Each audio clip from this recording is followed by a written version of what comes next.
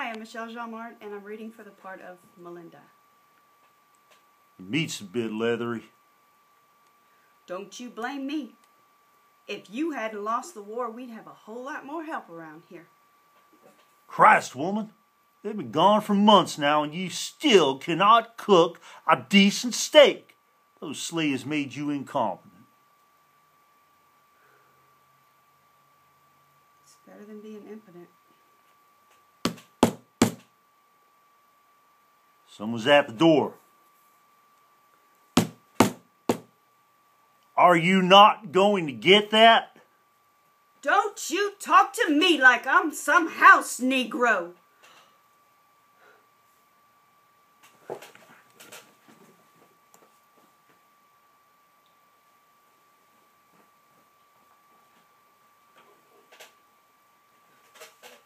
Who was it? No one.